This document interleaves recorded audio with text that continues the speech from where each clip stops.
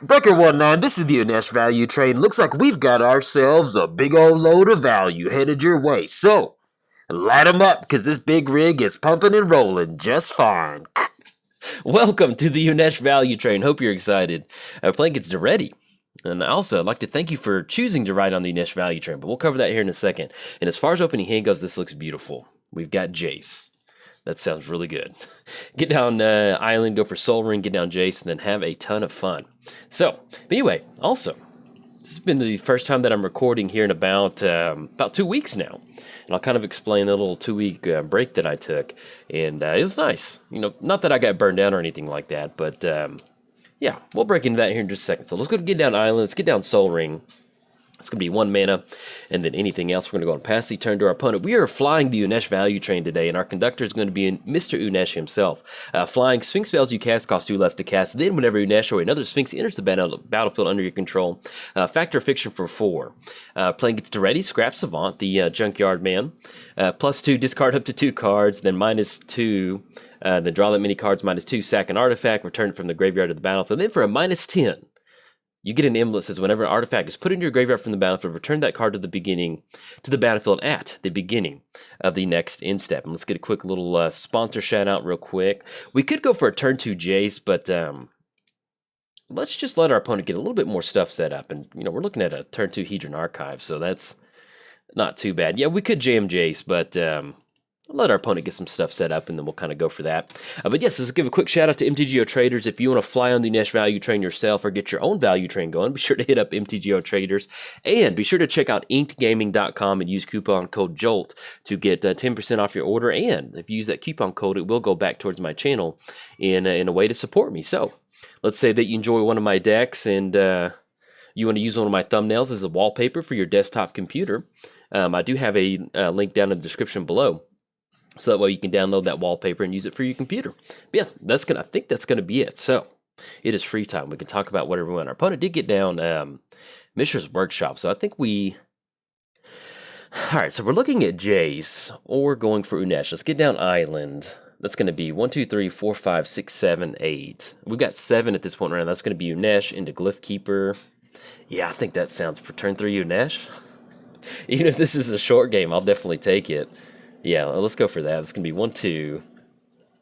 And if they got an answer for Unesh, they do. But if not, we're at least going to get down Unesh and get this value train rolling. And that's going to be Shackles, Island, Shape. Ooh, that's a really nice pile. So we'll see how our opponent wants to split this one up.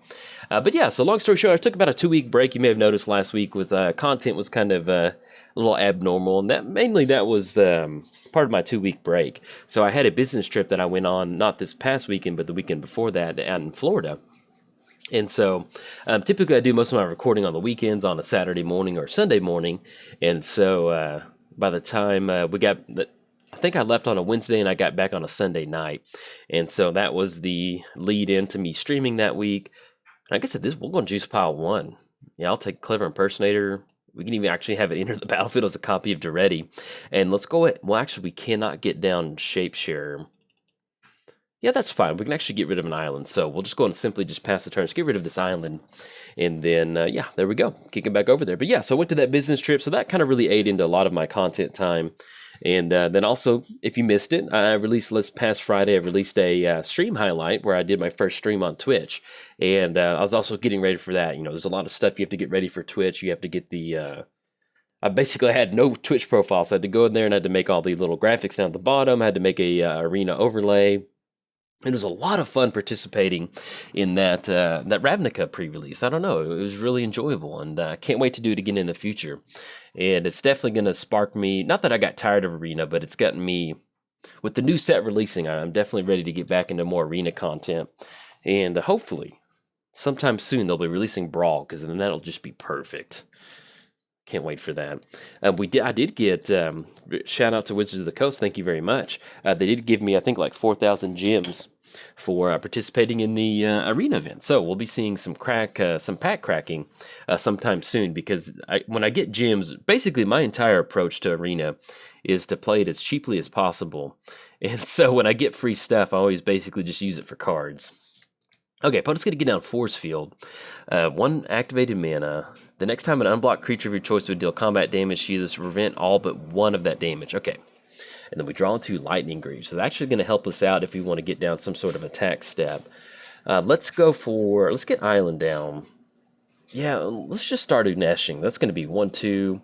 And we'll tap down Hedron Archive. Actually, we'll tap down Soul Ring, just in case we want to draw some cards off Hedron Archive.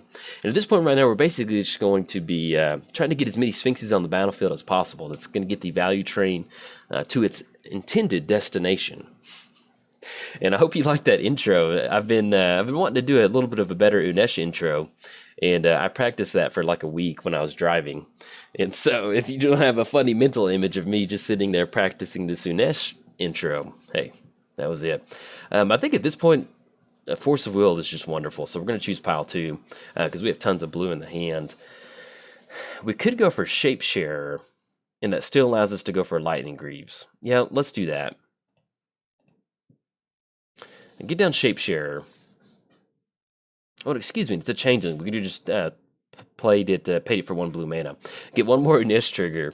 And this is what makes Unesh so busted, especially with the fast mana that they unbanned. You can just see how quick it is just to get a beautiful board state like this developed. Urza's Incubator, Temple of the False God. Typically at this point in the game, when we've got something like Force of Will in the hand, we've got Clever Impersonator, something that can really kind of help us kind of stabilize. At this point, you just basically want to grab anything that has a Sphinx in it. That's basically what you're looking for in these piles, and we're definitely going to take pile 1. That'll really help us further our game plan. Let's still get down Lightning Greaves. It's going to be 1-2, and we'll get Lightning Greaves onto the Glyph Keeper. Now, they can still go for the... and actually, no, oh, dang it. Oh, yeah, okay, we're still okay. Thankfully, it has a 0 equip cost. Glyph Keeper's like, don't put anything on me. Fine, I'll wear them. It's like getting your kid ready for school or something. All right, so let's go and push in. Thankfully, I think that with Lightning Greaves, that should allow us to dodge that force field from our opponent. All right, so we're going to be swinging in for 9. We'll see if they go for force field on Unesh, but if they just let it go on through, I don't blame them. We've reached the point where we've got more than enough answers in our hand, and then anything else, no. Let's go and dump... Definitely want to hold on to... We'll just get rid of it. I guess at this point... Wind Reader Sphinx, since it's so expensive? Yeah, that's fine. We'll hold on to everything else in the hand, and then we'll just kick it back over to our opponent. So we do have Force of Will. We can basically stop whatever they want to get down for next turn. And then we'll see if we can't close this one out with some nice Unesh value. Now, I did get up early, and I've been working on the new Ravnica set stuff, so I've got about 5 decks built so far. I've got Judith, I've got Teysa, I've got the... who else? Basically, I couldn't, not that I couldn't sleep, but I just got up a little bit. I went to bed early last night, and so I just ended up doing a ton. Do we want to let Mere Battlefield resolve? Yeah, I think we're okay with going Force of Will on this one. So let's go and counter Mere Battlesphere. And since we just got a ton of card advantage with Sphinxes, we're just going to go and exile Jace. And just kind of show you the power level of this deck is that you can Force of Will on exiling a Jace and still be in an okay position with this deck. But yeah, I'm excited to get some of the new Ravnica stuff, and in fact, I'm recording this before the pre-release for today, and so I'm really pumped about that. So let's go and push in first, and see if our opponent has any sort of force field activations they want to end up going for. It looks like we're going to see what random mana being tapped on force field. Okay, opponent's going to scoop it up on this one. I don't blame them. This is what the Unesh value train does.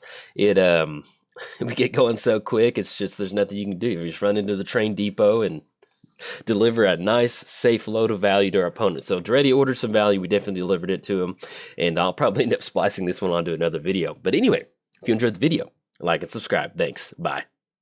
Breaker 1-9, this is the Unesh value train. Looks like we've got ourselves a big old load of value headed your way. So, light them up, because this big rig is pumping and rolling just fine. Welcome to the Unesh value. What?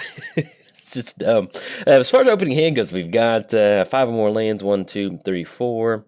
Yeah, we just played against Daretti, so we'll go ahead and keep on this one because this is a little bit of a slower start, and so I always like to give our opponent little bit of a chance to kind of bounce back from a quick game like earlier. So hopefully this ends up being a good game. We'll splice it onto the one from earlier. But yes, welcome to the Unesh value train. And we draw into Dream Eater. Let's get down Island, and then anything else, we're going to go and pass the turn to our opponent. We are playing Unesh, the official conductor of the Space Value Train. Flying Sphinx spells you cast cost 2 less to cast. Then whenever Unesh or another Sphinx enters the battlefield under your control, factor fiction for 4. We're playing against Daretti, Scrap Savant, the Junkyard Master. +2, discard up to 2 cards. Then yeah, just imagine what sort of junkyard he would have.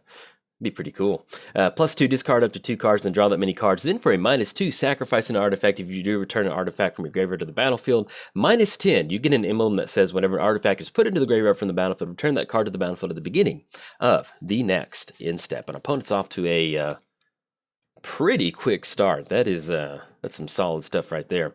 Let's get down Island. We got Thematic Compass. We've got Mana Vault. Yeah, we do have Force of Will, thankfully. And thankfully, we also have Dream Eater, too. So I think at this point, we'll simply just go ahead and pass the turn. We might end up going for Force of Will on Daretti just to kind of slow our opponent down just a little bit. But we'll see what else they roll out.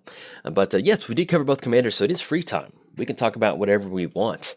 And that is the Unesh value train. Unesh and I would like to thank you for deciding to fly on the Unesh value train into outer space to follow your dreams. You know, there's a lot of space trains out there that you could ride on, and the fact that you're going to ride on Unesh's and I value train, we greatly appreciate that. You know, small businesses matter. So I'm just going to go for Faithless Looting.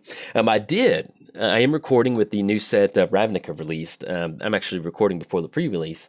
I tried to pick up the new Sphinx that came out in the new set that allows us to scry for 3, but I couldn't find a copy of it, and so that'll be definitely something that I'm adding to the new deck. And just because, you know, it's always nice to have some sort of card advantage at the beginning of your upkeep, and especially something that turns into a factor fiction for basically just 2 mana, I will definitely take it. Let's get down Island, and then that's going to put us on Remand to just kind of stop whatever they've got. I think that sounds pretty good. Yeah, let's just go and pass the turn. Now, worst case scenario, we do have Stunt Double. So if opponent does get down some sort of mana creature, you know, there's not a lot of them in red, but at least there's a few mirrors that do tap for some mana, so we might be tempted to go for some sort of mana producing creature off of Stunt Double. But worst case scenario, we got Remand to kind of counter whatever sort of spell they have, and that'll also allow us to cash in a card draw. And we've got double protection too, so Force of Will and Remand, sign me up. So let's see if Daretti's going to come down, because this would be a perfect opportunity for Remand. In fact, I love this card. Faithless Looting, yeah, that's fine, go for it. We could Remand to just basically counter that spell, but we want to catch the big spell. And, you know, when you're playing blue and you're playing a tempo deck like this, you know, simply just holding back on a Remand for your opponent to tap out for something big, that's perfectly fine. You know, it may seem like a little bit of a slow start, but exactly what blue wants to be doing. And then let's see, hopefully, fingers crossed, we hit the land drop, because we can get down Temple. All right, we do not hit the land drop, but at least we'll go and get down Temple of the False God. And then once we do hit our next land drop, that'll put us really online for some mana, even though we don't have anything like Soul Ring or Mana Crypt. But yes, not Guilds of Ravnica, but I don't know, it is so hard for me to remember that it's Ravnica Allegiance. And I don't know why, but it's just hard to keep it in my head. But anyway, I got up early this morning. I've been building all of my decks for the new set. I'm really excited about that. I've definitely got Teysa built, and we're going to go. It's basically, Teysa is going to be pretty much what the Church of Athreos is, except it's going to be really kind of a little bit more heavier on Human Cleric Tribal, and then also just, you know, getting those really nice dying amplifying effects. You know, cards like Pond of Ulamog, Hollowed Spirit Keeper. You know, any excuse to just be running another Aristocrats package, I will take it. All right, so let's go and cash in this Remand. I love the art on this Remand. That feels so good. And then we do hit the land. Beautiful. So you can see how nice of a tempo play that is. We set our opponent back on Daretti. We hit the land for the turn. We're able to get down Unesh and then start going from there. Let's get down Island. And let's go for Unesh. That'll put us up for next turn too. It's gonna be 1, 2, 3, 4. Now we do have Dig Through Time in our hand. We don't really have a whole lot going on in the graveyard, but thankfully with Unesh, Dig Through Time works out beautiful because we can delve away a lot of our good stuff. Ooh, and this is a good pile. So basically at this point right now, we just want to keep the value going. We have our safety net with Force of Will to kind of stop any sort of crazy shenanigans from our opponent, and then we'll just simply keep getting these Sphinxes down. Going to town. But I also built Lavinia this morning, and actually pretty excited about Lavinia. It's going to be a good build. Man, I think we'd take pile 1. Yeah, take that in a heartbeat, because we can get surge costs going pretty quick, and just having extra islands, I will definitely take that. And I think at this point, we just want to hold on to the Sphinxes. I think we'll get rid of, yeah, Stunt Double, because we're going to have to pay full sticker price for Stunt Double. Let's get rid of one island, because I definitely want to make the land drop for next turn. I guess Saskia, because I kind of like getting down Windreader Sphinx. Yeah, that sounds pretty good. So let's go and get rid of Saskia. And this is also going to help us kind of power our dig through time. But yes, with my Lavinia build, it's going to be kind of like a blue-white control deck, and I'm also running a little bit of a Voltron package in there, which I'm really excited about. Sort of blank and blank. We've got them all in there. Get down Lavinia for 2 mana and then just start going to town. We also have stuff like Murmuring Mystic and Monastery Mentor. Do they have 4 damage to if you control 3 or more artifacts? It's going to be 1, 2. That'd definitely be it. I think this is going to be a great opportunity for Force of Will. So let's go and go Force of Will on Galvanic Blast. Hopefully our opponent doesn't.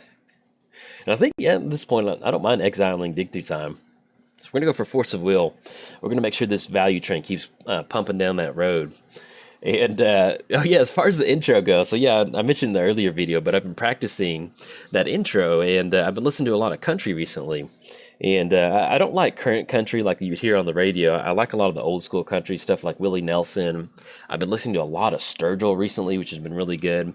But he has this song called Long White Line. And if you don't listen to country, a lot of the old country, it's kind of like trucker country. You know, there'd be a lot of just like country songs about truckers. And so he made Sturgill's more of a recent country singer, but he sounds like an old school singer. And I don't know, it's just, that's kind of basically what I modeled it after. Let's get Island down.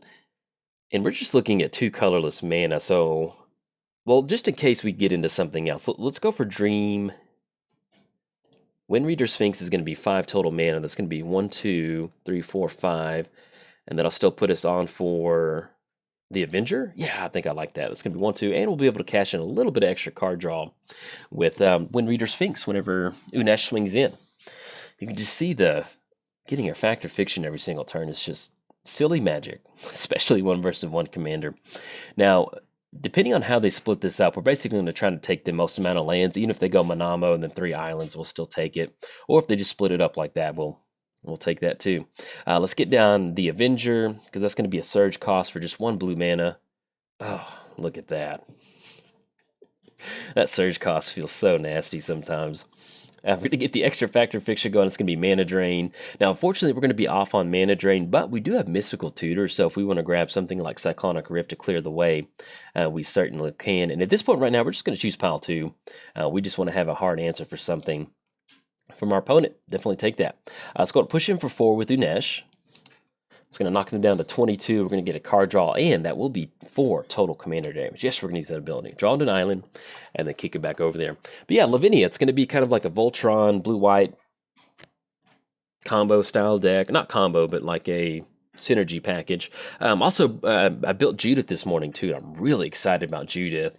The thing with Judith is that it's kind of like part aristocrats, part like red-black aggro, and I really enjoy playing red-black aggro. And so I got Judith, and it's basically what you would expect in Judith. We've got some aristocrats in there. We've also got some good graveyard recursion, graveyard crawler, reassembling skeleton, and a few other fun stuff. And I'm kind of trying to keep it on theme with the carnival theme. So, you know, red and black, they do have some of those spells that are just kind of like, you're running that card. And so I've got a few of those spells in there. We've got like Thrilling Encore and different stuff like that. And I feel like it was pretty on theme with the actual circus that she's trying to portray. And also Nikia. Ooh, we got Larry David's disc. Let's see. We have Disallow. So, all right, so we're going to go and go for Mystical Tutor on Disallow in response to that Larry David's disc entering the battlefield, because we want to make sure our stuff sticks around on the battlefield. That's going to be really important for us. And this is why I always want to run counter stuff in your deck that counters activated abilities. There's a ton of stuff that matters. Let's get down Manamo. Let's go and push in with the crew. That's going to be 10 swinging across. And at this point right now, we're just going to kind of put the value trade on cruise control and just cash in card draw and just sit back. And yes, definitely use that ability. The Immortal Sun. Master Predicaments. And I think at this point, oh, look at that. Yeah, I think we just want to sit back with Mana Drain and Disallow. right, it's going to put them down to 11. That's going to be 8 total commander damage we've dealt. We do need to get down at least 1 Sphinx and leave up Disallow and Mana Drains. It's going to be 1, 2, and then Mana Drain. Yeah, that's going to be enough. So we end up going for Master of Predicaments, and that's going to be colorless. Because we need to get at least another creature on the battlefield if we want to. Or actually, next turn, we can just get down the Immortal Sun. Yeah, I like that a little bit better. So next turn, we can get down the Immortal Sun. That's going to give us the nice power and toughness bonus to hopefully close it out with commander damage, or at least combat damage. Let's get rid of Island, and we'll get rid of 1 more Island. Then pass the turn back over to our opponent. But yes, so basically with Disallow, you can counter target activated ability. If they go for Larry David Disc activation, we can counter that activated ability, and that's going to allow us to stop that particular line of play our opponent wants to go for.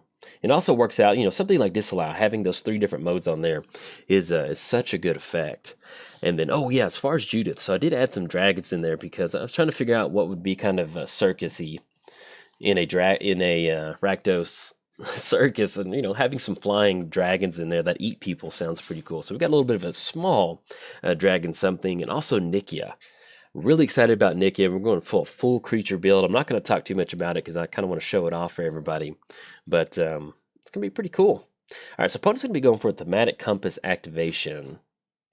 Yeah, that's fine. That does put them on something like Maze of Ith. I think if it will, no, excuse me, it's not going to flip just yet. 7 more lands.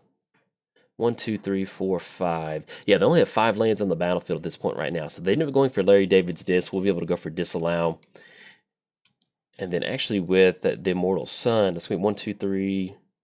No, we'll still be able to get it down with the land drop. Let's go ahead and flash in Dream Eater. And that's going to give us a little bit of an extra, kind of a little bit of a buffer. Yeah, I like that. So we're going to go for Dream Eater. Enters the battlefield, we're going to be able to surveil 4. And what we can do if we want to, we can simply just bounce the Thematic Compass back to our hand or bounce Larry David Disc and force them to go for that activation. Okay, so they're going to go for that. Let's go for Disallow on Larry David's Disc. And that's going to be the completely tapped out. Oh, look at that. Beautiful. Maneuvering an entire load of value around a corner. That's beautiful. Let's get the, let's go Dream Reader. Let's get Unesh's trigger on the stack first, and we'll get the Surveil for 4. Let's go and put that into the graveyard, graveyard, graveyard, and we'll put Cyclonic Rift on top of our library. All right, opponent's going to scoop it up on that one. If you game to our opponent, yeah, when you're playing 1 versus 1 in Unesh, it is pretty rough, but we drove the value train safely to Daretti again. So anyways, if you enjoyed your time on the Unesh value train and you followed your dreams, like and subscribe. Thanks. Bye.